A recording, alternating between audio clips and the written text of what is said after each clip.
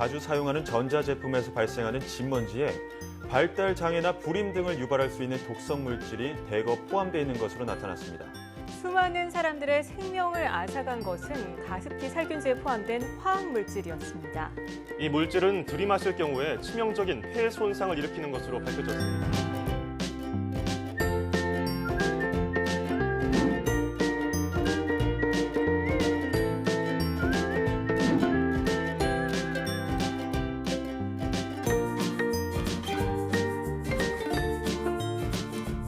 우리 생활 속에서 쓰이고 있는 많은 화학물질과 화학 제품들을 어떻게 관리하고 있으며 관리할 것이며 또 소비자들이 어떻게 안전하게 사용할 수 있는지에 대해서 말씀드리도록 하겠습니다.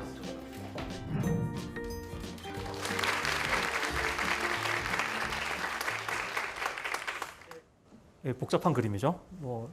화학 전공이나 유사 분야 전공하신 분들은 친숙하실 수도 있지만 대부분 이런 거 나오면 별로 좋아하지 않습니다. 여기 있는 물질인데 이 물질이 이제 가습기 살균제로 썼던 것 중에 유효 성분 중에 하나입니다. 원래 정식 명칭은 폴리헥사메틸렌 구아니딘이라고 되어 있는데 사실 이 명칭을 기억하시는 분들은 별로 없으실 것 같은데 약자로 PHMG는 뉴스에 워낙 많이 나와서 아마 여기 계신 분들이 이미 알고 계실 수도 있어요. 이 물질은 박테리아의 세포에 직접 작용을 해서 세포막을 손상시키는 원리가 이미 잘 알려져 있던 물질입니다. 그래서 이 기능을 이용을 해가지고 이 물질을 어떤 제품에 첨가를 하면 박테리아가 자라는 것을 막을 수 있죠. 근데 박테리아는 나쁜 거인 경우가 많거든요. 그러니까 전염병을 매게 하거나 어떤 질병을 매게 하거나 주변 환경을 생물학적으로 오염시키거나. 근데 이런 살균제를 쓰게 되면 그런 생물학적인 오염을 막을 수가 있기 때문에 분명히 유용한 물질인 게 맞는 거죠. 그런데 이 박테리아를 제어할 수 있는 물질을 가습기에 넣어서 썼다는 게 문제가 됐던 거죠. 사실은 이 폴리헥사메틸렌 구아니딘을 우리나라에서는 이제 이런 제품들에서 잘 쓰지 않지만 생활용품들에 많이 쓰여왔습니다. 다른 나라에서도 마찬가지고요. 예를 들자면 물티슈, 우리가 쓰는 물티슈 같은 경우에도 물티슈는 젖어 있기 때문에 사실은 곰팡이가 자라기에 굉장히 좋은 환경입니다. 근데 곰팡이가 묻어있는 물티슈를 갖고 얼굴 닦고 싶으신 분들 있으세요 혹시? 없으시죠? 그죠? 그렇기 때문에 곰팡이가 자라지 못하게끔 하기 위해서 무언가를 넣어줘야 되는 거죠. 그 무언가가 살균제입니다. 근데 이 살균제가 그러면 물티슈를 사용하는 과정에서 과연 사람에게 나쁜 영향을 줄 것인가 아닐 것인가 이걸 잘 판정해서 써야 되는 거고요. 마찬가지로 제가 저기 보여드린 그림에도 콘택트 렌즈 세정제를 보여드렸는데 이 세정제 같은 경우도 마찬가지입니다. 세정제도 우리가 렌즈를 빼서 다시 눈에다가 착용을 하려면 뭔가 이물질이 묻기 때문에 그 이물질을 닦아내고 세균을 마찬가지로 죽이고 할 필요가 있는데 그러려면 살균제가 필요한 거죠. 그래서 사실은 이런 물질들이 살균 기능을 하지만 어떤 방식으로 사람의 몸에 들어올 수 있냐에 따라서 때로는 굉장히 위험할 수도 있고 때로는 그 위험한 정도가 그다지 크지 않기 때문에 우리가 비교적 안전하게 사용할 수 있는 경우에 해당할 수도 있습니다. 과거로부터의 뼈아픈 교훈인데 인류 역사를 통해서 사실은 사람들이 참 똑똑하지만은 않은 게 이게 뼈아프게 무언가 피해를 입고 그 다음에 어떤 뼈저린 실패를 겪고 나서야 진보되는 경우들이 많이 있는데 화학물질도 마찬가지였습니다. 화학물질의 편의만 우리가 생각을 했기 때문에 편의를 가져오는 물질이라서 썼는데 이걸 부적절하게 쓰다 보니까 사람의 건강 피해 또는 생태계 환경 피해를 유발하는 경우들이 있었죠. 그리고 이 화학물질들에 의한 피해가 나타나고 나서 관리를 하는 거는 사실은 그렇게 현명한 방법이 아니에요. 그러니까 병이 난 다음에 고치는 것보다는 병을 예방하는 게 더 좋은 거거든요. 그렇기 때문에 화학물질에 의한 피해가 나타나기 이전에 우리가 그 물질이 갖고 있는 안전성을 미리 평가를 해서 안전성이 입증된 물질을 시장에 유통되게끔 하자라는 게 좀 더 올바른 철학일 것 같습니다. 그러면 이제 안전성을 입증하기 위해서 우리가 생각해야 될 게 두 가지 요소가 있는 것 같아요. 제가 학생들 수업을 할 때도 늘 이 두 가지를 비교해서 얘기를 하는데 하나는 화학물질 자체가 갖고 있는 얼마나 유해한가의 정도인 유해성입니다. 또 하나는 그 화학물질이 사람이나 자연환경으로 나갔을 때 정말 얼마나 나쁜 영향을 줄 것인가를 생각할 수 있는 위해성입니다. 그 두 단어가 약간 달라요. 유해성은 쉽게 여기 얘를 빨간 글씨로 드러났는데 아주 위험한 방사능 물질이 있습니다. 그 물질 굉장히 유해하죠. 그 물질에 우리가 피폭이 되면 암을 유발할 수도 있고 다른 방사능에 의한 질병을 유발할 수도 있습니다. 근데 다행히도 이 물질을 아주 깊은 땅 속에 있는 경납고 안에 가둬두고 있다면 그 물질에 직접 우리가 노출이 되고 피폭되지 않기 때문에 사실 뭐 사람들이 그 위에서 지나다니고 다른 일상생활을 영위하더라도 그렇게 크게 뭐 위해가 하진 않아요. 그래서 유해성을 평가하는 것이 이제 화학물질 관리에 있어서 가장 중요한 요소가 되는데 그러려면 사람이 어떤 화학물질과 같은 유해인자에 얼마나 많이 노출되느냐를 생각하는 것이 고려하는 것이 굉장히 중요한 평가의 대상이 되는 겁니다. 네, 그러면 이제 화학물질에 대한 위해성을 평가를 해야 되는데 이 위해성을 평가하려면 실제로 화학물질이 얼마나 많이 쓰이는지를 알아야 됩니다. 국내에서는 1998년부터 약 4년 주기로 화학물질이 얼마나 유통되는지를 조사를 하고 있습니다. 그래서 여기 숫자를 보시면 98년, 그다음에 2010년까지 조사 자료가 발표가 됐고요. 2014년 자료는 아직 보완 중이라서 이게 보완이 오래 걸립니다. 그래서 아직은 발표가 안 돼 있는데 조만간 올해 중에 발표될 예정입니다.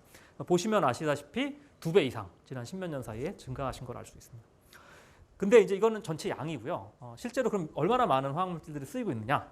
이거를 추정을 해보면 대략 한 4만 종 정도의 화학물질이 사용되고 있는 것으로 알려져 있습니다. 정확한 숫자는 사실 아직 며느리도 모릅니다.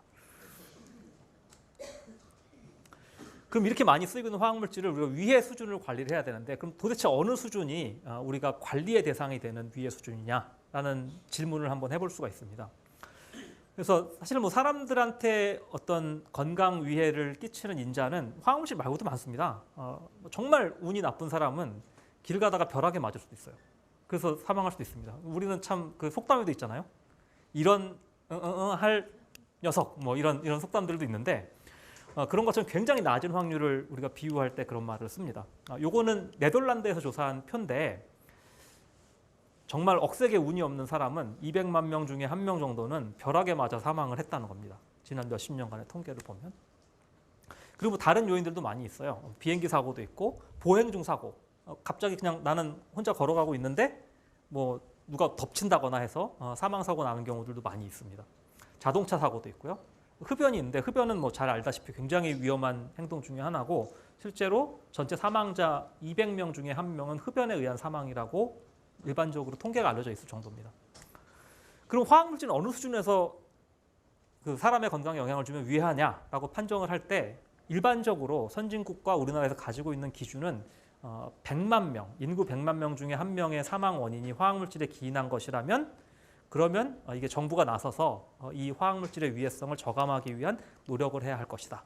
또 소비자들도 마찬가지로 그런 노출을 줄이기 위해서 어떤 행동들을 해야 될 것이다라는 공감대를 가지고 있는 겁니다. 그럼 이 표를 보시면 의문을 제시할 수도 있어요. 야, 이거 뭐 별것도 아닌데 우리가 난리법석을 떨었구나.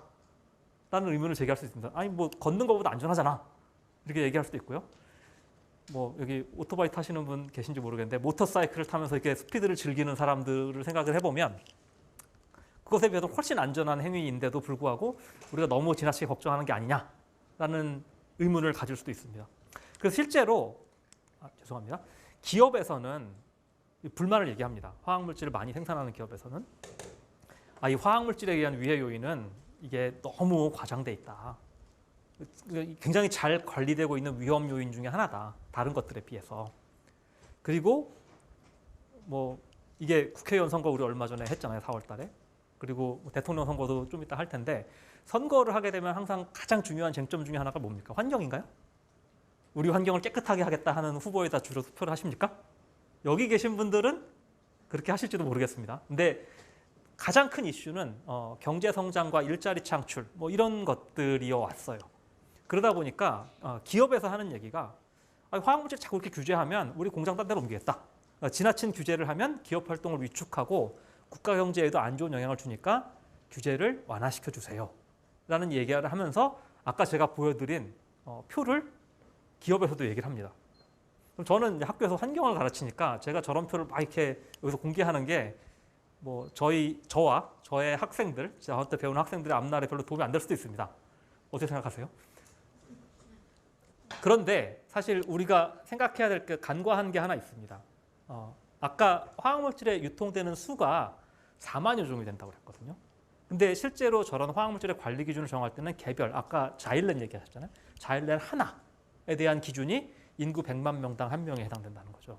근데 4만 종이 있으니까 서로 그 효과들이 합쳐지면 절대 무시할 수 없는 효과가 된다라는 거죠. 또 하나는 환경 정의에 대한 문제라고 우리가 얘기를 합니다. 그건 무슨 뜻이냐면 화학물질을 생산하고 제조하고 판매해서 이익을 얻는 사람하고 그 화학물질이 널리 쓰이게 되면서 피해를 잠재적으로 입게 될 사람이 일치하지 않는 거죠. 비행기를 타고 내가 여행을 하는 거는 내가 좋으려고 하는 거거든요. 그러니까 내가 그 위험을 스스로 감수하는 건데 화학물질의 사용은 정의라는 관점에서 보면 꼭 그렇지만은 않습니다. 그렇기 때문에 우리가 환경오염에 있어서 가장 중요한 원칙 중에 하나는 오염자 부담 원칙을 생각한다면 조금 더 엄격하게 관리되어야 한다라는 철학을 가지고 있는 겁니다. 그래서 화학물질의 위해성을 그러면 어떻게 평가할 거냐? 뭐 평가하는 방법은 많이 있습니다. 뭐 이렇게 논문을 쓰기도 하고요. 그래서 어떤 화학물질이 사람에게 어떤 경로를 통해서 유입되면 얼마나 위해한지를 뭐 여러 가지 방법을 통해서 판단을 하게 되고 그런 판단한 근거를 가지고 정부에서는 거기에 해당하는 뭐 법을 만들기도 하고 그 물질을 규제하게 되는 그런 어떤 제도를 만들기도 합니다. 제도적인 장치를 그럼 어떻게 만들어야 되느냐? 그 철학적 배경을 좀 말씀드리겠습니다. 아까도 제가 말씀드렸듯이 화학물질을 만들고 제조하고 판매해서 이익을 얻는 사람들이 있기 때문에 기업이 있기 때문에 그 기업이 우선 책임을 지는 게 맞습니다. 철학적으로. 그러면 시장에 나가기 전에 그 물질에 대한 위해성, 안전성을 입증할 수 있는 자료를 화학물질을 생산하는 기업이 제출하게 하는 의무를 지게 하자라는 게 아주 기본이 되는 철학입니다. 그래서 영어로는 영어 다 읽으시죠? No data, no market 이런 간단한 표어를 씁니다. 자료를 제출하지 않으면 우리 시장에 진입할 수 없다. 그 자료를 바탕으로 우리가 위해한 정도를 판단할 수 있는 거죠. 제공된 정보를 바탕으로 해서 예정된 용도, 이 물질을 이렇게 쓰겠습니다 라고 용도를 제출하면 그 용도에 대해서 위해성 평가를 수행을 하게 되고 그 위해성 평가를 통해서 아까 같은 기준에서 이 물질은 조금 위해 우려가 있다라고 생각이 된다면 두 가지로 구분이 돼요. 이미 쓰고 있는 물질이다. 이미 시장에 나와 있어 널리 퍼져 있어요. 근데 이제야 위해성 평가를 한 겁니다. 워낙 많다 보니까. 그런 이미 시장에 나와 있는 물질 같은 경우는 단계적으로 관리를 하는 방향으로 가고요. 신규 물질, 정말 새롭게 아주 창의적으로 합성이 된 새로운 물질이다라고 한다면 불행히도 이 물질이 굉장히 유용할 수 있지만 사람에게 위해하기 때문에 시장에 진입하는 것을 허용하지 않는다라는 그런 철학을 가지고 있습니다. 자, 그럼 이제 거의 마지막입니다. 여기 계신 분들이 대부분 이제 소비자분들이기 때문에 걱정들도 되게 많으세요. 소비자 입장에서 이게 엄청 복잡하거든요. 4만 종인데 설마 여기 앞에 나와 있는 제가 그 4만 종을 다 알 거라고 생각하시는 거는 아니시겠죠? 네, 저도 모릅니다. 모르고 소위 전문가라고 하는 사람들도 영역에 있기 때문에 자기가 좀 관심을 가지고 연구를 한 물질들에 대해서는 잘 알지만 그걸 조금 벗어나면 마찬가지로 그 어떤 지식의 한계가 있습니다. 소비자분들도 마찬가지죠. 공부를 많이 하셨지만 여전히 어렵습니다. 그리고 때로는 화학물질에 포함된 그런 성분들이 잘 표시가 안 되는 경우도 있고요. 소비자 입장에서 지켜야 될 수칙을 제가 요청을 받고 저도 참 고민을 많이 해봤습니다. 눈높이를 낮춰보자. 내 아이가 나한테 이걸 물어본다면 어떻게 내가 답을 해야 될 거냐 하고 고민을 해봤는데 어떻게 보면 너무 뻔한 결론에 도달한 것 같습니다. 지금까지는 사실은 그런 위해 평가 같은 것들이 굉장히 잘 이루어져 있지 않았지만 앞으로는 점점 더 우리가 나은 사회로 갈 것이기 때문에 위해 평가가 잘 된다는 전제하에 용법에 대한 평가가 되어 있는 거지 그 제품을 전혀 다른 용도로 사용했을 때에 대한 거를 평가하진 않습니다. 아무도 안전성을. 그렇기 때문에 소비자 입장이라면 정확히 그 물질을 써야 하는 용도에 맞게 사용하시는 것이 중요할 것 같습니다. 그리고 또 하나는 소비자 제품을 사용할 때도 마찬가지로 사람이 노출되는 것이 문제니까 보호장구들이 쓰실 수 있는 그런 환경이라면 장갑이라든가 마스크라든가 이런 것들을 사용하는 것도 노출을 줄이기 때문에 그 물질이 갖고 있는 유해한 정도는 여전히 일정하지만 노출이 덜 됐으니까 덜 위험한 거죠. 그리고 또 하나는 굉장히 많은 물질이 눈에 안 보이고 냄새도 안 납니다. 그러니까 사실 노출되는 것도 모르는 거죠. 근데 여러 소스가 있어요. 아까 새집증후군 얘기도 하셨고 벽지 이런 데서도 나오고 장판 뭐 이런 데서도 나오고 집에 가스불 같은 거 쓰다 보면 이제 가스불 타면서도 나오고요.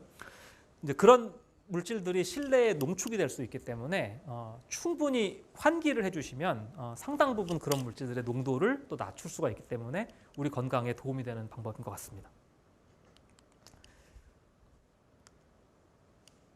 자, 마지막으로 그럼 화학물질로부터 굉장히 유용한데 더 안전한 사회를 위해서 4개의 주체, 정부, 전문가, 언론, 그리고 소비자, 시민 이렇게 4개의 주체를 얘기를 했는데 4개의 주체가 어떤 역할들을 해야 될 것인가를 좀 정리를 해보면 정부는 투명한 정보를 공개하고 환경부 홈페이지에 공개하고 하는 일들을 하실 수 있고요.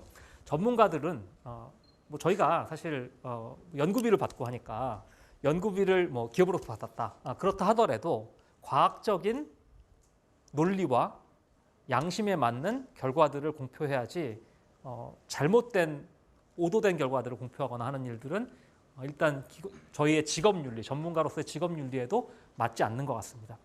또 언론도 문제예요. 그러니까 언론 같은 경우도 때로는 언론이 이렇게 클릭 수를 늘린다 그러면 속된 말로 그래야지 광고 단가가 올라가기 때문에 조금 더 자극적인 기사를 내려고 하는 경향들이 있는데 그런 것이 아니라 정말 중심이 잡혀 있는 공정한 보도, 균형 잡힌 보도를 하는 것이 중요한 것 같고요.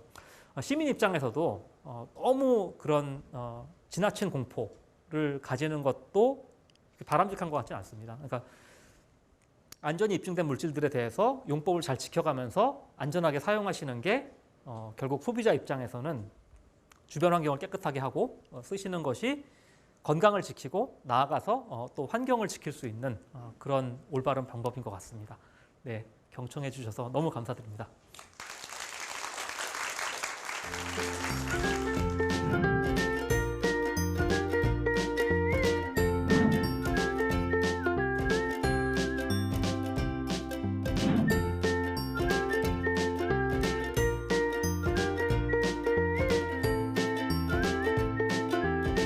우리 아이들을 이 합성 세제로부터 어떻게 하면 보호할 수 있는지 그 팁을 알려드리려고 강연을 하고 있습니다. 네, 안녕하세요. 지금 소개받은 사단법인 에코살림의 김나나라고 합니다. 이름 자체가 굉장히 쉽죠. 네, 그래서 다들 진짜 이름이 나나냐고 많이들 물어보시는데요. 제 이름은 김나나가 맞고요. 네, 조금 늦게 나오더라고요. 그리고 지금 사단법인 에코살림이라고 하는 비영리 사단법인을 운영하고 있습니다. 저희가 우리나라에서 지금 버려지는 폐수의 약 70%를 차지하고 있는 게 뭔지 아세요? 가정에서 나오는 생활하수입니다. 그것도 합성세제에 의한 생활하수가 대부분을 차지하고 있어요. 그래서 저희 사단법인 에코살림은 그 버려지는 폐유와 그리고 집에서 사용하지 않는 버려지는 음식물들을 이용을 해서 그걸 가지고 자연비누 그리고 자연세제를 만드는 교육을 실시를 하고 있습니다. 그리고 그 제작에 대해서 알려드리는, 홍보하고 있는 그런 단체입니다. 그래서 재활용을 통해서 가정 폐수 줄이기 운동을 진행하고 있습니다. 그러다 보니 가정의 주체자인 주부님들이 가장 많이 사용을 하시겠죠, 합성세제를. 그래서 그거를 알려드리기 위해서 아침 프로라던가 아니면은 저녁에 그 주부 관련 대상 프로그램에 많이 출연을 하고 있습니다. 제가 처음부터 환경에 대해서 관심을 가진 거는 아니에요. 제가 이 환경에 대해서 관심을 갖기 시작한 거는 사실은 나이 30, 제가 둘째 아이를 낳고부터입니다. 여기에 나와 있는 아이가 제 둘째 아이인데요. 이 아이가 생후 1개월이 채 되기도 전에 얼굴에 좁쌀 같은 게 막 깔리기 시작하더라고요. 근데 그 좁쌀 같은 그 발진들에 하나하나가 다 진물이 생기고 그리고 거기에 피가 맺히고 이게 이제 얼굴에서부터 시작하더니 목 그리고 가슴 그리고 배 나중에는 온몸으로 번지더라고요. 그래서 도대체 이 아이를 이렇게 괴롭히는 게 도대체 뭘까 너무너무 궁금해하던 차에 희한하게 우리 아이는 새로 세탁한 옷만 입히면 그렇게 긁더라고요. 그래서 도대체 왜 저러나 하고 옷을 한번 벗겨봤더니 옷 사이사이에 세제가 굉장히 많이 들어있더라고요. 두둑 떨어지는데 사실은 이 아이가 핏물과 진물이 워낙 많다 보니 제가 물론 세제를 많이 쓴 것도 있었겠죠. 근데 이때부터 제가 이제 도대체 그러면 얘를 괴롭히는 게 바로 이런 세제였나? 그래서 관심을 갖기 시작을 했습니다. 그래서 도대체 세제라는 게 뭘까라는 걸 생각을 해봤어요. 세제라고 하는 거는 내 몸에 달라붙어 있거나 아니면은 내가 닦아내고 싶은 그런 이물질들을 벗겨내는 모든 것을 다 세제라고 합니다. 그래서 이 세제를 그러면 내가 아침에 눈 뜨면서부터 잠잘 때까지 도대체 얼마나 많은 세제에 노출이 돼 있을까 그것들을 한번 생각을 해봤어요. 여러분들도 마찬가지일 거예요. 아침에 눈 뜨면은 대부분 치약으로 이를 닦기 시작하죠. 그리고 세수는 뭘로 하세요? 비누나 아니면 폼 클렌징으로 많이 닦고 몸은 바디워시 쓰실 거고 그 다음에 샴푸로 머리를 감고 맨 마지막에는 헤어 트리트먼트나 린스 사용을 하시죠. 그리고 요즘에는 뭐 페브리즈와 같은 탈취제도 굉장히 많이들 사용을 하고 계실 텐데 사실 이렇게 합성 세제를 너무너무 많이 썼던 게 문제가 되지 않았나 해서 여기에 이제 집중을 하기 시작을 했습니다. 자, 그런데 우리가 이제 세제를 먹는 경우는 거의 없죠. 입으로 들어가는 경우는 거의 없지만 사실은 먹고 있습니다. 우리가 사용하는 세제가 피부로 많이 들어가거든요. 그리고 호흡기로도 들어가고 있어요. 페브리즈 같은 거 사용하시다 보면 입으로 들어가는 경우들도 가끔 계시죠. 그 호흡기 같은 경우에 들어가는데 차라리 선생님들이 다 입으로 먹었다면 이게 밖으로 배출되는 데는 대부분 80%에서 90% 정도가 배출이 돼요. 하지만 피부로 흡수되는 거는 아주 적은 양이긴 하지만 그게 배출되는 데는 약 10%밖에 안 됩니다. 즉 90%가 내 몸에 남아있다고 보시면 돼요. 이런 것들이 이제 내 아이를 괴롭히지 않았나 하는 생각들을 했고요. 그리고 우리가 사용하고 있는 세제에 공통점이 있어요. 대부분 거품이 나죠. 거품 나는 것들은 계면활성제라는 게 들어있습니다. 계면활성제는 이 그림에 나와 있듯이 성냥개비처럼 생겼어요. 머리 부분은 동그랗게 생긴 부분은 물에 달라붙고요. 기다랗게 생긴 부분은 기름에 달라붙습니다. 이게 기름때에 달라붙죠. 그래서 이렇게 합성 계면활성제로 되어 있는 것들 때문에 우리 아이가 너무 힘들지 않았나 해서 제가 이제 결심한 게 이런 시중에 판매되는 합성 계면활성제가 들어있지 않은 뭔가를 만들어야겠다. 아니면은 다른 재료를 사용을 해서 뭔가를 써야겠다 해서 제가 바꾸기 시작을 했습니다. 자, 그래서 거품을 내지 않는 뭔가를 만들어내고 그것들을 사용을 해야 되잖아요. 그러다 보면 이제 정말 때를 뺄 수 있을까 이런 생각들을 하시게 될 건데 실제로 살림은 과학입니다. 우리가 기름을 가장 많이 쓰는 데가 주방이죠. 주방에서 기름을 사용하고 나면 이게 산소랑 달라붙어 가지고 끈적끈적한 기름때를 만드는데 이런 기름때는 산성의 때입니다. 산성은 알카리로 지우면 돼요. 그러니까 반대의 거를 사용을 하시면 돼요. 세균하고 암모니아가 많은 욕실에서 대부분 생기는 게 미끈미끈한 물때가 굉장히 많죠. 이런 물때는 알카리성 때입니다. 그래서 얘네들은 뭘로 닦으면 될까요? 산성으로 닦으면 됩니다. 자, 그래서 세척의 원리는 중화예요, 중화. 예전에 과학 시간에 많이 배우셨을 거예요. 산과 염기가 서로 만나면 중화 반응을 일으켜요. 그래서 이거를 이용하게 되면은 좀 더 쉽게 때를 뺄 수가 있습니다. 산성의 때를 없애려면 알카리를 사용하면 되는데 요즘에 주변에 굉장히 많을 거예요. 베이킹소다. 베이킹소다 많이 들어보셨죠? 베이킹소다 같은 걸로 닦아주시면 돼요. 또는 남편이 먹다 남긴 소주나 맥주 이런 알코올도 알카리성입니다. 그래서 이런 것들을 없앨 수가 있고요. 그 다음에 알카리 때를 없앨 수 있는 게 바로 산성인데 주변에서 쉽게 구할 수 있는 게 바로 식초입니다. 식초나 또는 요즘 마트 가면 구연산이라는 게 있어요. 그래서 구연산으로 닦아주시면 돼요. 이러면은 꼭 굳이 합성 세제가 들어있지 않아도 뭔가 때를 없앨 수 있는 방법들이 있다라는 거죠. 자, 근데 여기에 지금 보면 찬밥 비누, 뭐 커피 세제 이렇게 되어 있죠. 하나는 맥주로 만든 겁니다. 제가 제일 처음 만든 게 사실은 우리가 먹다 남긴 찬밥 있죠. 우리 아이들이 밥을 맨날 남기더라고요. 근데 그걸 버리자니 환경 오염을 일으킬 것 같고 이걸 가지고 도대체 뭘 만들까 하다가 찬밥 안에는 녹말 성분이 굉장히 많이 들어있는데 이게 기름때를 빼는데 굉장히 효과적이에요. 이거하고 우리가 먹는 식용유하고 서로 반응해가지고 만들어낸 게 바로 찬밥 세제입니다. 그 다음에 만들어낸 게 제가 맥주 세제예요. 우리 남편이 맥주를 엄청 좋아하거든요. 그런데 늘 페트병으로 사다 놓고 늘 남겨요. 그래서 이거를 가지고 뭘 할까 하다가 맥주 같은 경우는 검은색 옷을 입다 보면 하얗게 탈색이 되거든요. 근데 그걸 맥주에다 담가 놓으면요. 신기한 일이 벌어져요. 다시 검정색으로 환원이 됩니다. 그래서 이걸 가지고 세탁 세제를 만들었어요. 그 다음에 요즘에 커피 전문점이 너무너무 많은데 거기서 버려지는 커피 찌꺼기 가지고 저희가 커피 세제를 만들었어요. 그런데 이제 여기 앉아 계신 분들이 늘 그러면 그렇게 만들어야 되느냐 그런 의문들이 들죠. 그렇지 않아도 됩니다.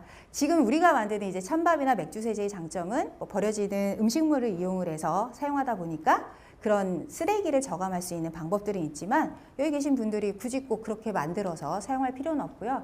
요즘에 마트에 가면 친환경 청소 3총사라는 게 있어요. 첫 번째가 베이킹소다입니다. 두 번째가 과탄산소다 또는 과탄산 나트륨이라는 거고 세 번째가 바로 구연산이에요. 그래서 이것들을 이용을 해서 때를 벗겨내시면 되는데 첫 번째 베이킹소다는 약 알카리성 물질이에요. 그러다 보니 기름때를 빼는데 굉장히 효과적이에요. 우리 아이들 같은 경우는 지금 청소년이라서 가장 좋아하는 게 고기거든요. 주말에 삼겹살 안 구워주면은 주말이 아니라고 생각을 해요. 그래서 고기를 막 구워주고 나면 기름이 엄청 끼죠.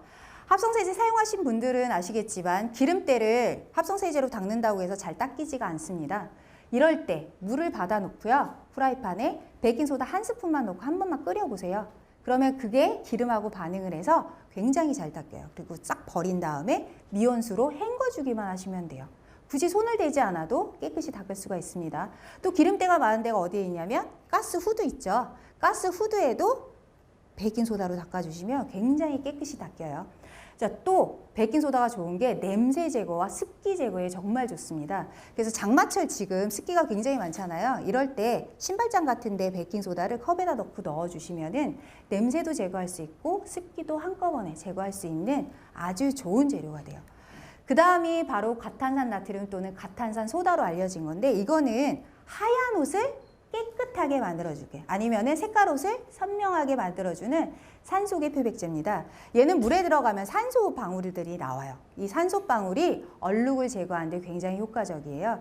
그래서 신생아, 기저귀라든가 아니면 의류 같은 거 깨끗이 빨기 위해서는 과탄산 소다를 넣고 한번 끓여주시면 굉장히 깨끗이 닦을 수가 있어요. 자, 그 다음에 지금까지 얘기했던 것들은 다 알카리성 세제들이에요. 그러다 보니 산성의 때를 빼는 데 굉장히 효과적이겠죠. 자, 지금은 이제 물때를 제거할 수 있는 거예요. 물때를 제거할 수 있는 게 바로 구연산이라고 하는 겁니다. 구연산은 물때 제거에도 굉장히 효과적이지만 저 같은 경우는 지금 섬유유연제를 안 쓴 지 12년이 됐거든요. 섬유유연제 대신 사용하기 가장 좋은 재료 중에 하나예요. 섬유유연제는 양이온 계면활성제로 되어 있거든요. 이 양이온 계면활성제는 섬유에 달라붙어 있다가 몸을 가렵게 합니다. 그래서 아토피성 피부염이 있거나 가려움증이 있으면 실제로 섬유유연제만 쓰지 않아도 가려움증이 확 줄어든다고 알려져 있어요. 이럴 때 구연산을 사용하시면 됩니다. 섬유유연제 대신. 그러면은 이 산성의 물질이 남아있는 알칼리때를 다 가지고 떨어지는 거죠. 자, 그러면 지금 아마도 다 가지고 계실 거예요. 뭐 피부 세정제도 가지고 계실 거고 샴푸도 가지고 있는데 그럼 이거 다 버려야 되느냐? 그럼 다 이런 베이킹소다로 바꿔야 되느냐? 그건 아니죠. 이거 자체를 좀 더 안전하게 사용할 수 있는 방법도 아셔야 되는데 실제로 우리나라 성인 남성들 뭐 여성들 할 것 없이 샴푸를 몇 번 펌핑하냐 보면은 대체적으로 3번에서 4번 정도 펌핑을 합니다. 자, 그런데 한 번 펌핑만 해도 사실은 거품이 굉장히 잘 나요. 사용하는 방법이 잘못됐죠. 샴푸를 쓰시려고 펌핑한 다음에 머리에서 거품을 자꾸 내시려고 그러는데 머리에서 거품 내는 게 아니라 손에서 먼저 거품을 내주시고요. 한번 펌핑해서 그런 다음에 두피에다가 쓰신 다음에 미온수로 충분히 헹궈 주셔야 돼요. 이렇게 충분히 헹궈 주셔야지만 잔여물이 남지가 않습니다. 그래서 한 번 펌핑 하시는 게 좋다는 거. 폼 클렌징도 마찬가지고 워시도 마찬가지예요.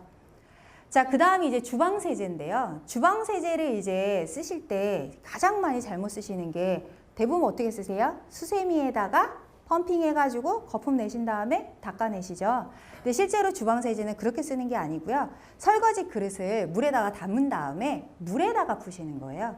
물에다가 한 번 정도 펌핑해서 거품 낸 다음에 거기에다가 그릇을 담가 놓고 그 다음에 닦아주셔야지 그릇에 남아있는 잔여물들이 남지가 않습니다.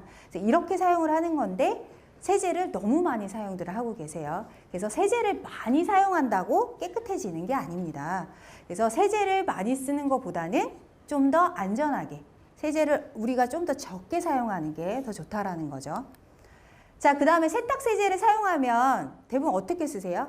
어르신들 같은 경우에는 그냥 거품이 날 때까지 넣으시는 분들도 굉장히 많은데 실제로 표기된 적정 사용량을 꼭 쓰셔야 됩니다. 그거보다 더 많이 쓴다고 해서 세제가 그 발휘를 하는 게 아니에요.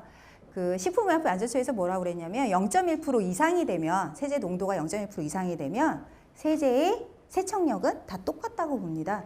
그래서 많이 쓴다고 거품에 대한 환상을 좀 줄여주셔야 돼요. 친환경 계면활성제 또는 천연 계면활성제가 표시된 제품을 사용하시는 걸 권해드릴게요. 자, 그 다음에 합성세제 중에서 가장 그 사고가 많은 게 염소계 표백제입니다. 염소계 표백제가 바로 락스죠. 그 염소계 표백제 안에는 차염소산이라고 하는 것들이 들어있는데 이게 뭐랑 제일 많이 반응하냐면 락스 같은 경우 사용하다 보면 거품이 잘 안 나잖아요. 그래서 대부분 주방세제를 거기다가 섞는다던가 아니면 뭐 샴푸를 섞는다던가 아니면은 거기에다가 그 특정 제품이라 그 산소계 표백제 같은 거를 섞어가지고 많이들 쓰시는데 이렇게 됐을 때 염소가스가 나옵니다. 염소가스를 흡입하게 됐을 때 그 특유의 냄새들 있죠. 락스를 썼을 때 코가 매워, 눈물이 나, 그리고 재채기가 나 이렇게 되는데 이런 염소가스가 나오게 되면 밑에 깔려요. 근데 대부분 청소할 때 어떻게 하냐면 고개를 들고 하지는 않으시죠. 대부분 고개를 숙이고 하게 되는데 다 흡입하게 되어 있습니다. 그래서 락스를 사용하실 때는 꼭 문을 열어놓은 상태에서 쓰셔야 돼요. 문을 닫아놓은 상태에서 사용하시게 되면 선생님들이 다 이거를 흡입하게 되어 있어요. 질식을 할 수가 있으니까 꼭 문을 열어놓으시고 그 다음에는 꼭 희석해서 사용을 해야 됩니다. 단독으로 사용하되 희석해서.